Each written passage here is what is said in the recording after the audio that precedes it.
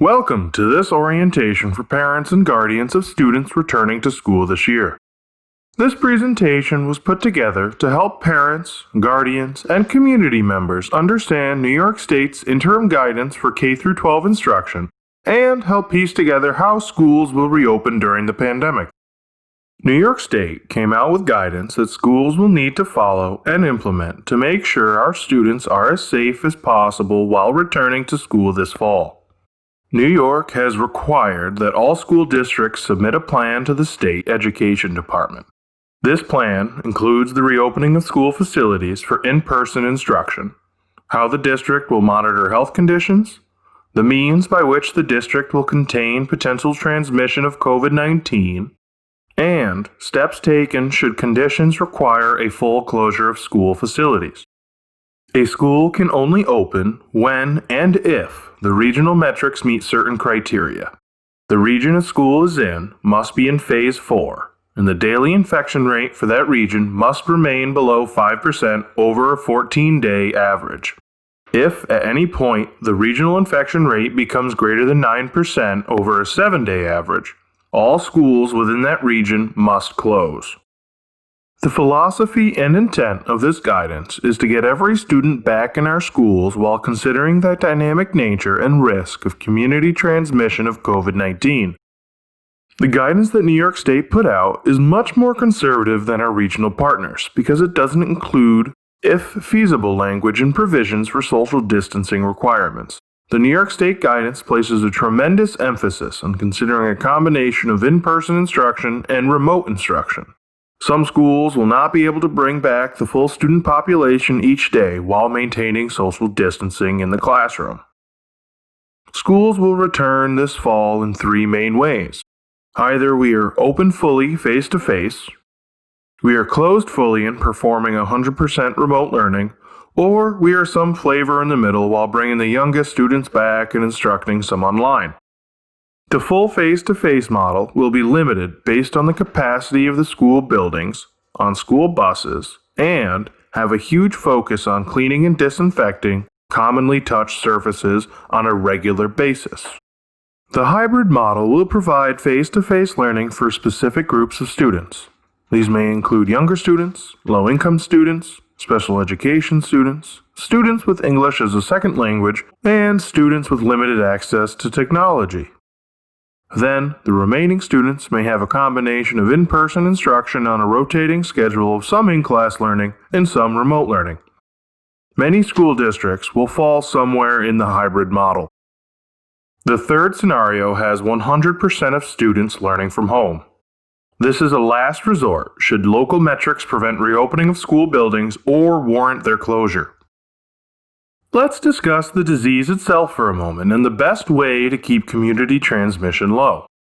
To keep the numbers of infections and the rate of transmission low for COVID, everyone needs to follow the pillars of COVID safety. These pillars are crucial in slowing the spread of the virus, keeping the population healthy, and allowing our children to learn in a classroom with a teacher.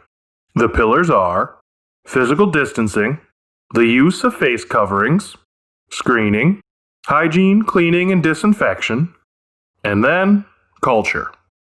As parents, we need to encourage our students to keep their physical distance from one another as much as possible, to wear a face mask when they are required to, and to continually wash their hands. It is vital that we as a community uphold these pillars and remember that any one pillar is not effective without the others. We need to use all the tools in our arsenal to fight this disease. The appropriate physical distancing is 6 feet of space in all directions between individuals. School districts may be utilizing barriers between individuals that do not interfere with the building's heating or cooling systems. As part of this plan, schools are required to determine the maximum capacity of each classroom in each building they own with a social distancing between desks. Schools are considering repurposing other spaces, such as the cafeteria, auditoriums, and gymnasiums, to provide for more classroom space. Here is what physical distancing might look like in your school. Many elements will be removed from elementary classrooms, such as rugs, beanbags, sofas, stuffed animals, and other items that are difficult to clean and likely to become contaminated. Students are required to distance at bus stops unless they are from the same household. Students will need to be wearing a mask while entering the bus, at all times while riding the bus, and while exiting the bus. Buses may need to run fewer students on each run than previous years. Students will most likely enter the bus and seat themselves from the back forward and exit the bus from the front backwards to maintain that required distance. Face coverings play an important role in the pillars of COVID-19.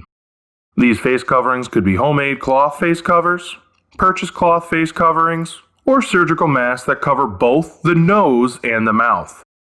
This is important to note.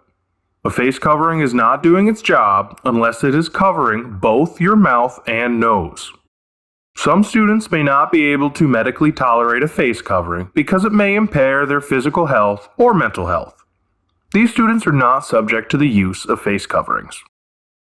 We ask that parents provide their students with multiple face coverings, each labeled with the student's name.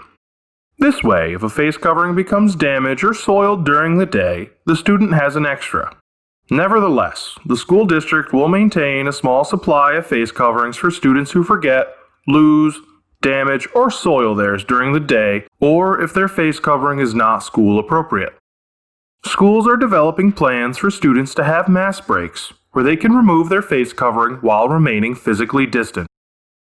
Some students and staff may be wearing transparent face coverings for activities that require visualization of the movement of lips, such as speech therapy or interaction with the hearing impaired.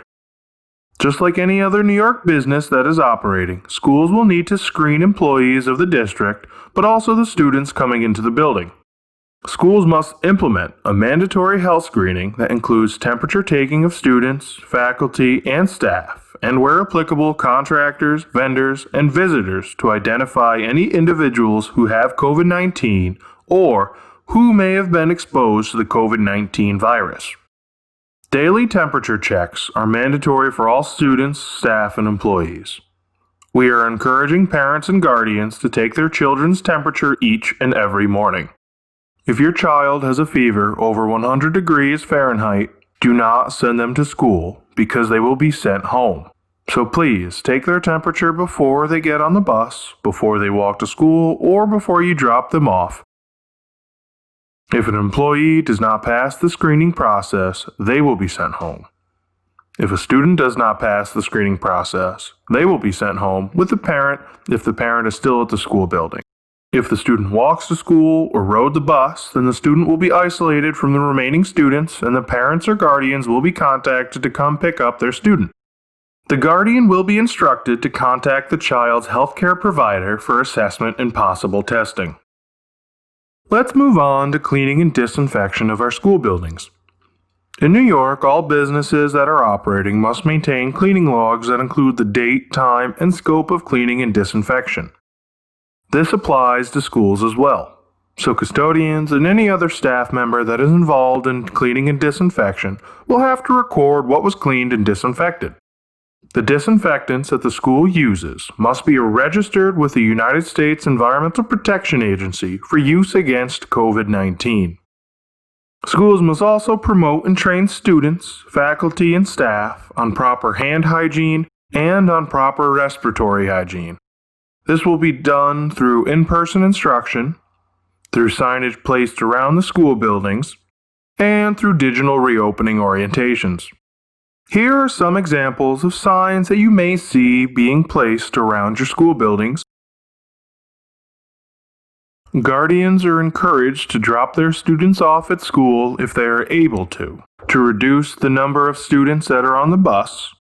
Guardians are encouraged to take the temperature of their students before the school day starts, and to keep their student home if they are sick or have a temperature over 100 degrees Fahrenheit.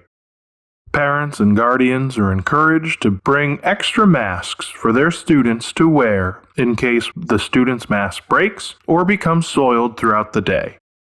This concludes our orientation for parents, guardians, and community members on New York State's interim guidance for K-12 instruction during the pandemic. Thank you.